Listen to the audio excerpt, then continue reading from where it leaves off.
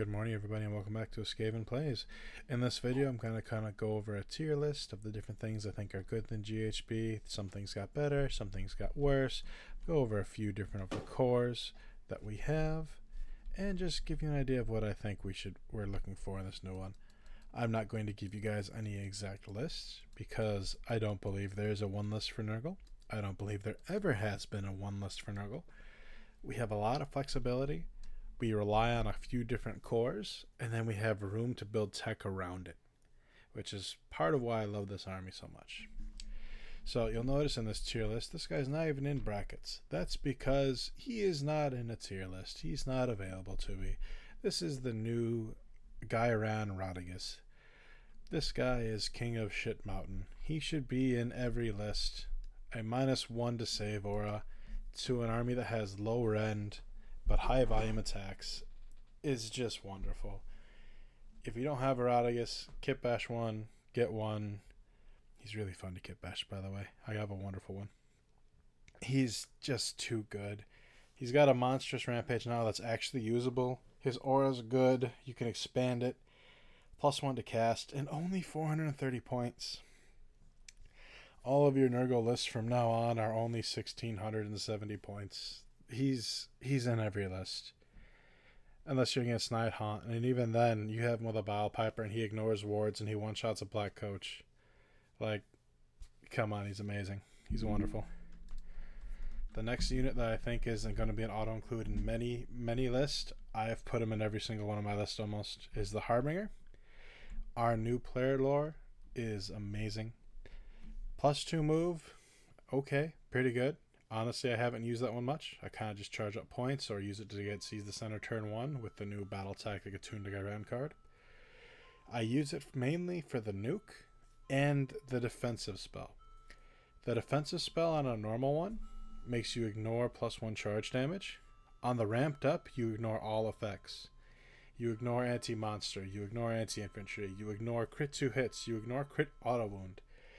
Casting that one on your opponent's turn has been such a backbreaker for them. Your Stick Blades don't get the mortals. Your Nighthaunt lost their crit mortals for the coach. They lost their auto wounds. It's so good on these armies that rely on those to do damage. It's so good. And the 18-inch nuke, 7 dice on 3 ups, you're averaging like 4 or 5 damage every time you do it. And if you have 2 priests, you can just fire one off every single turn. You have one guy hold up points, the other guy shoots a nuke. It's wonderful. If you don't get the empowered one, you just save your points and then you do it on their turn probably, because we only need a 6 to get an empowered one off. It's dumb. It's good. I made a Nighthaunt player very sad. I sniped out a city player's heroes, and there was nothing they could do about it. Next is Bile Piper. If you have any demons in your list, aside from Rodigus, bring them. If you have just Rodigus, probably not. I like to make him a priest in most of my games that I have him, because it's good to have 2 different priests, just so you can shoot off 1 nuke every turn. It's insane. It's wonderful. -1 to hit is even better now because of the change to all-out attack. It's great. I love him. The ignoring ward saves is coming to play a lot, especially with Nighthaunt on the rise. They have their 4-up Spirit Host. Well, you just threw Plague Bears into them and you just did 5 or 6 damage because you ignored their wards. Or, even better yet, something I'll talk about later with Reinforced Nurgle and Morbidex. Not a lot later. Right now. Alright, Morbidex. This is the next tier. All 3 Maggoth Lords are here. And this one will become a shock to some of you, because if you've been watching my content for a while, you know I don't like Bloab. That's changed this edition, and I'll tell you why in a moment. I want to talk about Morbidex first, because I put him at the top of the Maggoth tier list. He has a 12-inch aura of Holy Within. Nurglings ignore 1 damage per phase. Good. Makes him annoying. Makes him even harder to deal with. Harder to chip down. He makes him do crit mortal wounds, which, pretty good. Pretty nice. Heals half of his wounds. He's just a great, I'm going to go take this side, and it's mine, and you're going to have to deal with it. You can keep a corner into the Bile Piper's range, and it's only 580 points. That's really cheap for something that can just walk down the side of a board alone, need no support, and do its job. He's decently hitty. 5 attacks with the mount, 4s, 2s, 2 rend, 3 damage, and 5 attacks with the axe, 3s, 3s, 1 rend, 2. But all of that is +1 rend because you've got a Rotigus on the board. And it's delightful. And they're going to do a better job. You'll notice I put Blowab second, where in my last one, Blowab was just a complete step below.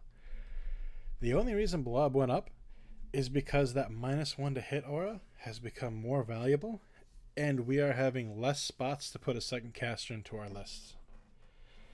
With the way that I've been building mine anyway. Blowab has become better because of the change to all-out attack.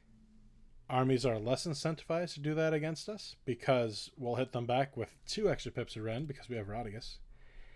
And he's... I hate to say it, but he's actually quite good right now. As hard as I was on him, I know a lot of people loved him, and he's done work for me. He made a Nighthaunt match very silly because he just kept getting the -1 hit to the big bricks. Even though, Nighthaunt can all-out attack without a worry, but it's still very good damage reduction now. I'd use him in... He's a good flex piece. He's still 300 points, which is most of the Maggoths. But, he's worth his 300 now. Worth noting, both Morbidex and Orgots are 280 now, so they're cheaper. Orgots is the next one.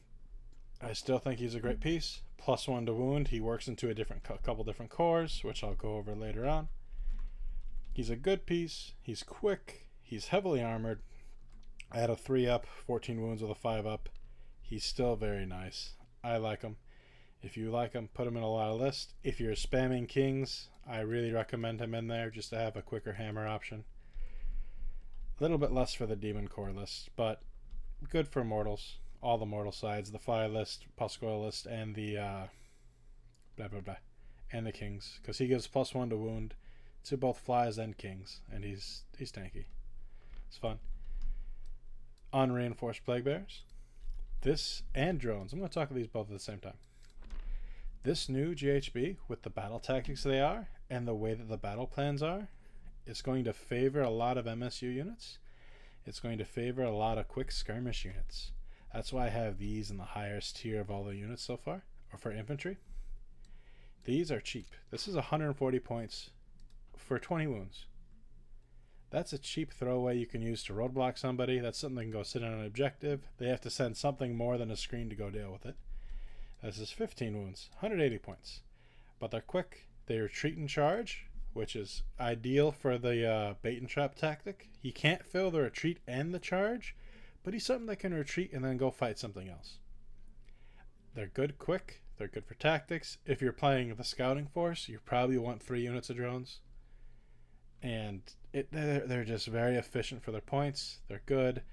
Do remember, though, that the Bile Piper buff doesn't actually work for the mounts. But still, it is an ideal unit. I put one of these in almost every list. Alright, next. Basic Blight King core. Unreinforced Blight Kings I'm going to mention. Unreinforced Blight Kings and a Lord of Blights. They're still good. They're still not bad. I personally phase them out of a lot of different lists. But if you like Blight Kings, they fit very well in a playstyle. They do well supported by Blowab. It saves you points because you don't need a Bile Piper. You would replace that with a Poxbringer in that type of list. It's still good. -1 charge rend is still good. You would have to pay for the Witherstaff if you want that, which I kind of recommend you do because it's 20 points now, but it's still good. Single unit of Nurglings. 100 points. 12 wounds, 5-up save. Better if you have Morbidex to give them the -1 damage. They're annoying. They're cheap. They're going to go get you a tactic or 2, maybe. They're going to screen something. They're going to be in the way. It's not a very effective screen. It's very small. But they're going to be in the way. They're infantry, so they do have 3 control score. If you have Morbidex, this group here is 6 control score, which is obnoxious, and I love it and amazing. Use these more. They're better than they look, especially if you have a Bile Piper around to just randomly throw -1 to hit when your opponent has to hit them and nothing else. Next, I put the Poxbringer. He dropped in points. He's now 100. Pretty good. 100 points for a Footcaster. That fits under Rotigus. If you aren't bringing a bunch of Plague Bears, if you aren't bringing a bunch of Demons, you put Poxbringer in Bile Piper's shoes. He does that job well. He gives you an extra cast for Fleshy Abundance, another spell you need. Cheap, doesn't cost you a drop. Ideal. Very nice. He does dual activate Plague Bears, but you don't care about that. He's not there to do that. If you get to do that, hooray. It's not what he's there for. Reinforced Plague Bears. I take one of these in pretty much every list. They're my ideal gestation wagon. This is 280 points. They are 40 wounds. That is an extreme amount of wound efficiency. Give them -1 to hit, give them -1 to wound. They are hard for opponents to chew through. The difference between kings and plague bears: kings like to deal with high volume, low rend. Plague bears like to deal with high rend, low volume. This is ideal for something like giants, ogres, trolls. This one you want more to kind of just rub off of, just have Doc kind of fall off. Night Haunt doesn't get to do too much against them, though you kind of waste this if you're against Night Haunt. Unless they have Mind Razor off, then that thing dies anyway. But things like Blood Knights, Trolls, any ogre unit will just rip a unit of kings in half, but they'll struggle against Plague Bears. It's wonderful. Next, I have two different things that do the same job. It is the Lord of Affliction and the Demon Prince. I like them both. This is the Walmart version of this. The Demon Prince is better. The Demon Prince can get the Bile Piper buffs. He can ignore wards. He can get -1 to hit. He can get +1 to wound, which you're probably not going to do. And then the Lord of Affliction is just the cheaper version. They both move 8 to 10. I usually run him with the trophy rack just to be immune, or just to be able to hide and obscuring, so he can't get shot and targeted by spells. The Lord of Affliction does mortal wounds to 3 different things at the beginning of combat. It's very good. It's very useful. It's nice. If I'm running them, I am running the new charge. What's the word for it? Used to be command trait. I don't know if they're command trait anymore. But the enhancement where when you charge, you roll dice equal to your movement phase. That many, however many 3-ups are, is how many mortals they take, and then you get to move D3 or 2D3. They're both ideal for that, and then to hold Rustfang. I've had them run into a group of Grimghast and just take out half the group. I've had them go in the back and snipe heroes. I had one of them do 15 damage to an enemy Radagast between the charge mortals and ignoring his ward. It's really good, especially with the Radagast aura of reducing that, plus a Rustfang. You can get this guy if he has the trophy rack to 4 rend, and it's dumb. This guy, like I said, it's 80 points cheaper. It's the Walmart version. They're both wonderful. Both of them use the Avalanche of Flesh. And you can do Witherstaff if you want to be defensive with it, but I prefer Rustfang on them lately. Reinforced Puskoils. They're kind of back. Honestly, like if you're taking these, you probably want the Lord of Affliction. Demon Prince is still good, but Lord of Affliction if you want these, because it will give an extra rend to the mount. But mainly because Radagast Aura makes these guys not only viable, but pretty good. I mean, they're only 440 points for, 32 wounds? 4 up, 5 up? It's not bad. Plus, if you want Scouting Force, this is a unit you can charge in, hit something, power through, retreat back, and get tactics for Scouting Force. I recommend them. I think they're good. Don't spam them. I don't think spamming them is a good idea. At the absolute most, you want 2 groups of them. And even then, I wouldn't go that far. I would bring 1 Reinforced Brick. They've worked out well in the games I've brought them. They've done surprising amounts of damage. Try them out. They're pretty good. Take them off the shelves. Dust them off a bit. Alright, next list. This is kind of like the techie list. This is if you have something built for it. Like all of this here, this is all solid. This is all the like mainstays. This is like what you want to build around. This tier and below is either situational or techie stuff. Not necessarily bad. Gutrot and Hordy. Both extreme tech pieces. Both very good. If you have the extra points, try them. They make battle tactics easier. They make just doing other... They bring utility. Gutrot gives you Deep Strike for behind them. You bring a group of Rotmire. It's very good. One thing to note, if you're trying to do Scouting Force with a group of Rotmire, they do not count as scouts unless they were in your deployment at the beginning of the first turn. So whatever Deep Strikes with him won't be a scout. Hordy I don't even bring beasts with him. I just bring him on himself. He drops a tree next to my support pieces, and then I make the tree obscuring on my opponent's turn. And then I can't be targeted by their spells or shot. It's wonderful. They hate it. I love it. Horde's great. 6 Nurglings. Reinforced Nurglings. This is in the tech situation because you only ever bring this if you have Morbid X. That being said, if you have Morbid X, I always bring a 6 brick of Nurglings with him. It's kind of a requirement. He makes them 30 attacks, 6s do mortal wounds. You can make those mortal wounds ignore wards with a Battle Piper. They're hard to kill because that is, 6 times 4, 24 wounds on a 5-up. And if you don't kill them down to the wound, they'll heal up the full model. It's wonderful. I love these guys. I used to bring them a fair amount. I bring them more now. Whenever I bring more decks, they come with. And these Maggoth Lords have been appearing in more of my lists. Rotbringer Sorcerer. The better version of the Poxbringer. Costs 20 more points. He has a debuff option, which is why he's the better option. And he has 1 more wound, if I'm not mistaken, too. Yeah, 1 more wound. The reason that he's a tier lower is because he has to head his own regiment. He's not a sub-hero. Poxbringer is a sub-hero under Rodigus or Aguo. That's the only reason he's lower. He's still good. He's wonderful. But you need to have the extra drops for him. Rotmire Creed. Still good. Still strong. Their main thing they fight with is the Plague Bearer for points, because Plague Bearer is 10 more points for double the wounds. But these have a pretty good shooting profile. With Rodigus, they have a shooting profile with 1 rend. That is ideal. The only reason I didn't put these guys higher is because with the changes to obscuring, there's a lot more of it. Your opponent can hide from it easier. But giving these guys plus 2-inch move to make them 7-inch move gives them a 19-inch threat range now, which is what they used to have before they got their range before they got their range nerfed in the new edition. They're pretty good. I'd still bring 1 or 2 of them. I don't think I've used them in any of the battle reports I put up recently, but I've used them a fair amount in testing.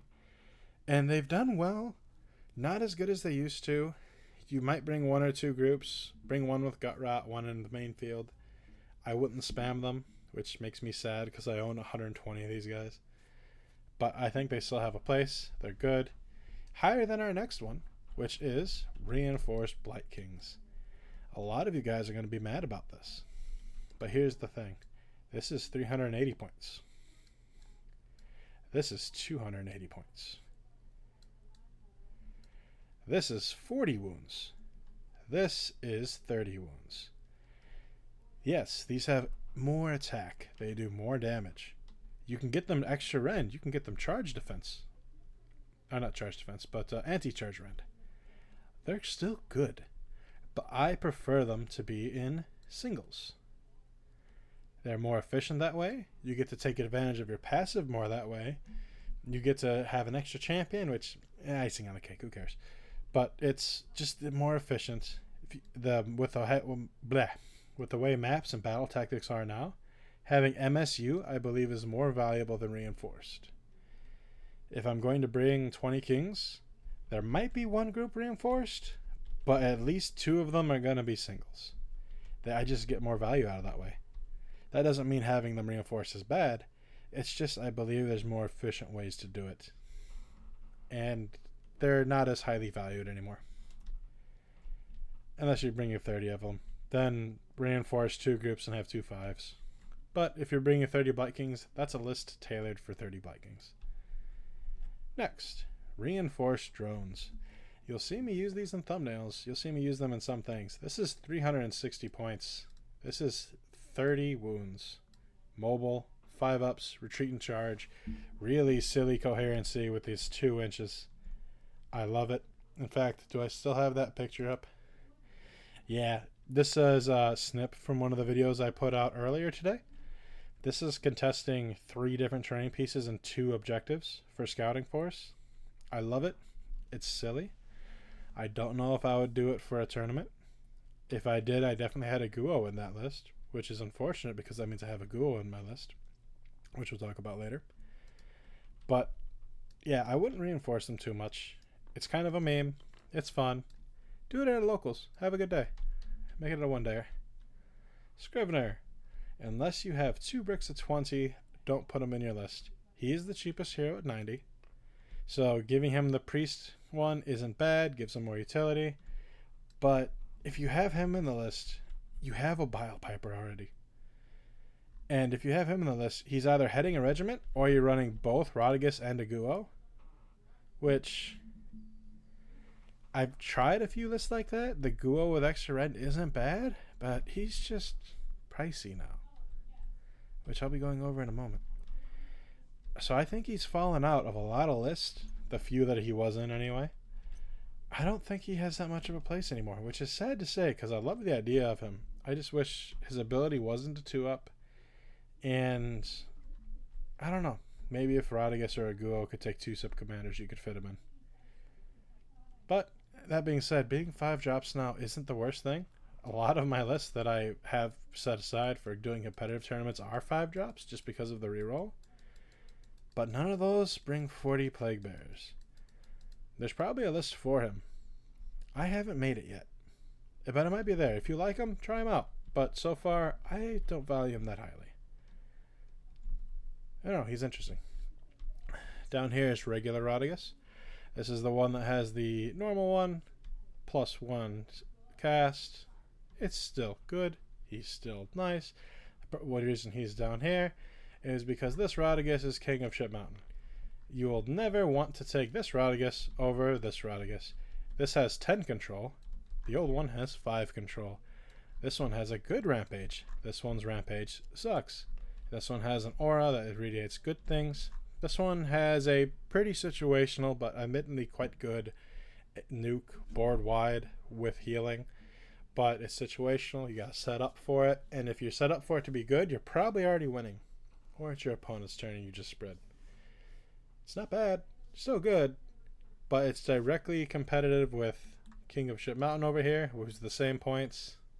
Maybe if he goes up like 50 points, which, let's be honest, guys, this Rodriguez is going to go up in points. Or at least he should go up in points.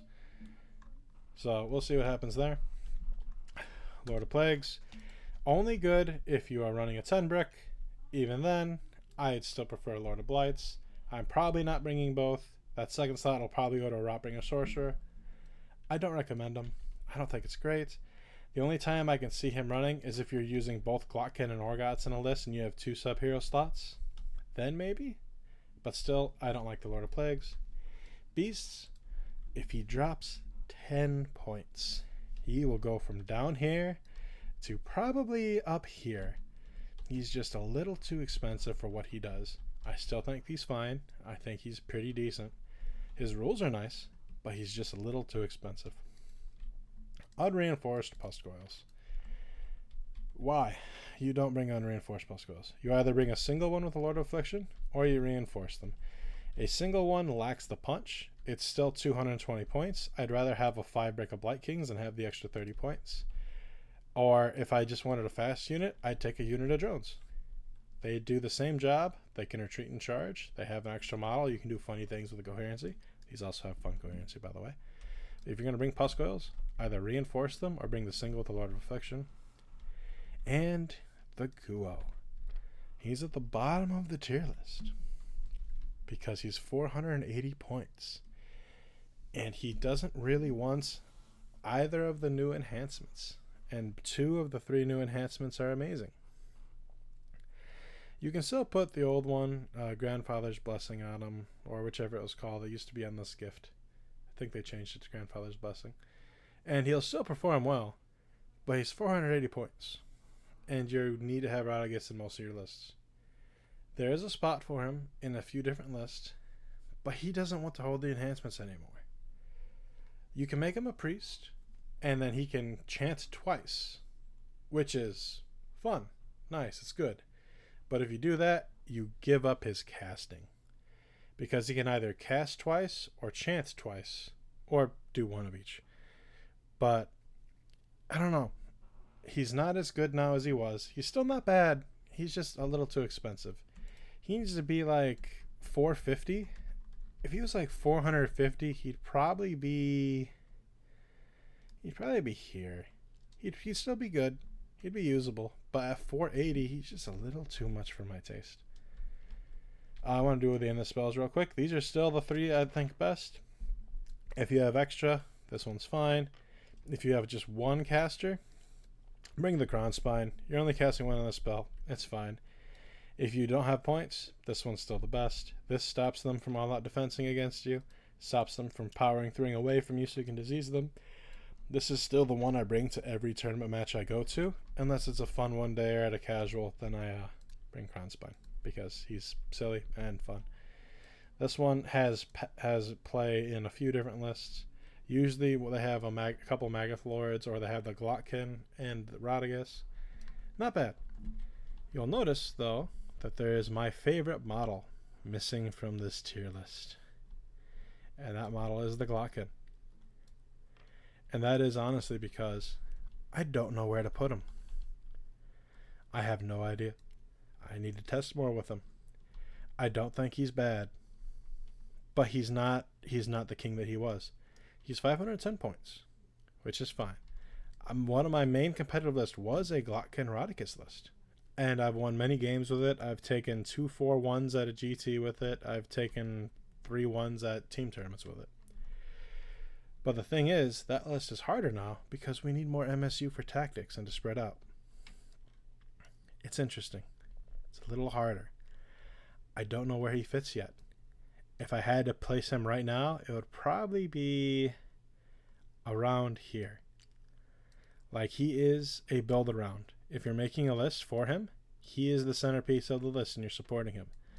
Problem with that is, this right here is 940 points. So you've only got 1,000 points to do so, which you still can do. You can make it strong. I made one list that looked something like this, with 3 groups of minimum kings and a drone. I don't remember what else was on the list, but this list operated fairly well.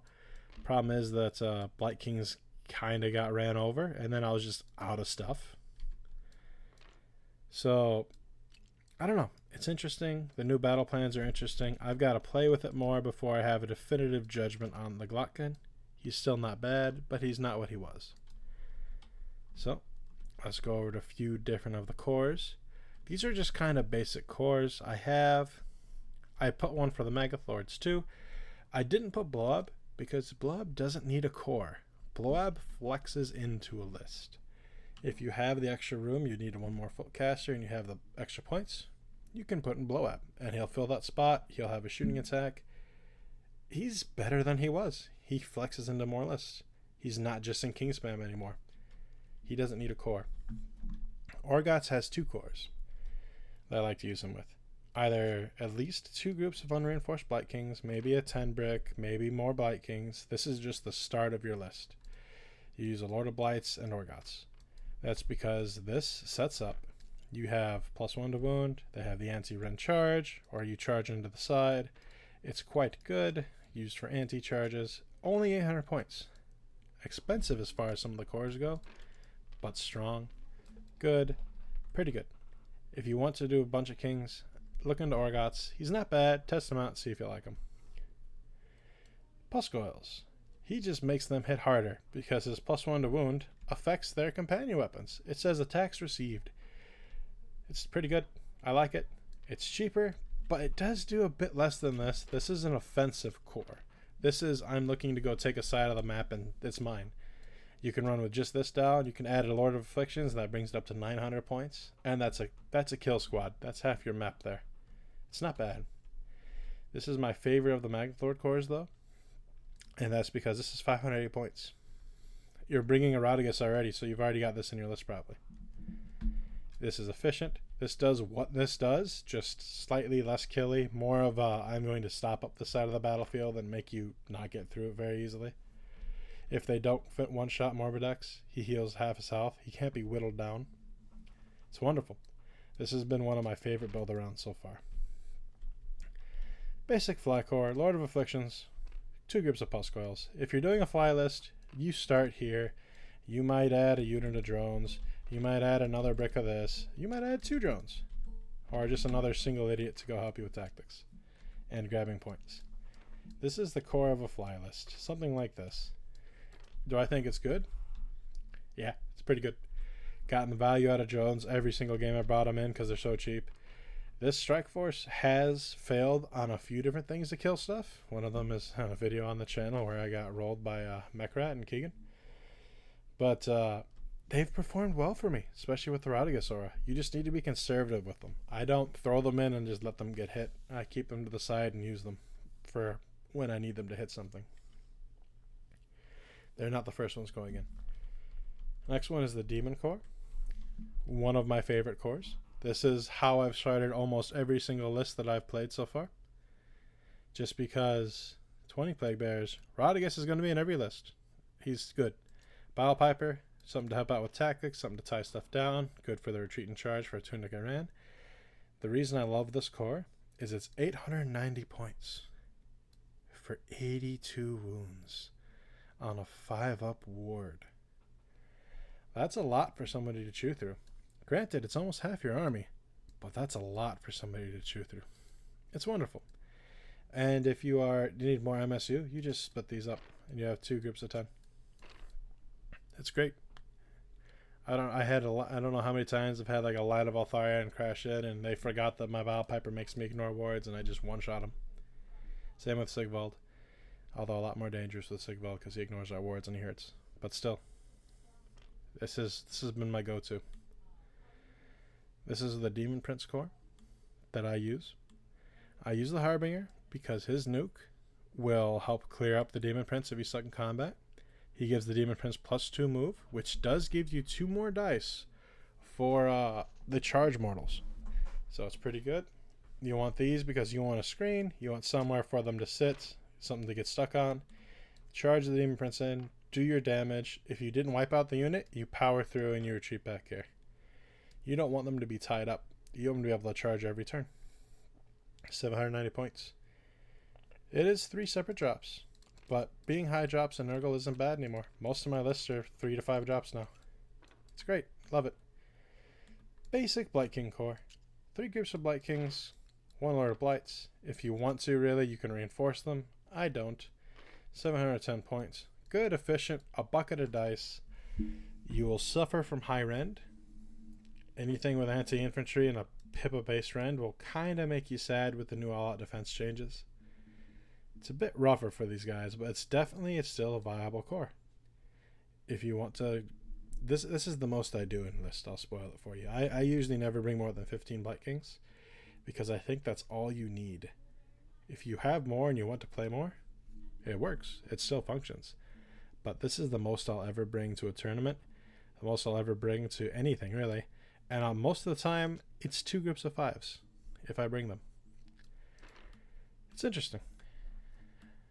But it is a valuable way to play. And they work. Especially with blow-up. Something like this would love to sit with a blow-up sitting behind him. But yeah. That's where I am with the book so far. With the new GHB. With the new battle tactics. I have videos out going over both battle plans and the new GHB. Or battle tactics and battle plans, I should say. They're odd. They're weird. We haven't fully adjusted. I've played just shy of 20 games, I think, so far with the new stuff. I've played every map at least once. Nope, that's not true. I didn't play the Fae one yet, although I'm really excited to play that one. I think that one will be fun. But I've played all the others, I believe. So these are just kind of my starting thoughts. I might post an updated one to this later when we get some new rules and update our battle scroll. But this is where I am first. Try the Maggoth Lords if you don't have them. They're good. Try the drones. They're better than you think, and they can do okay damage, especially with the +1 run from Rodigus. But yeah, I want to say a thank you also to all my subscribers, to all of my members. We are almost at 1,000. Heck, we might be at 1,000 by the time this one comes out. Probably not, but you know, we're getting there, and it means a lot to me. I appreciate it all. I've been playing this game for since 2 weeks before 3rd edition came out, whenever that was. And it just means a lot that you guys come and watch my videos. Thank you all, and I hope you have a wonderful day.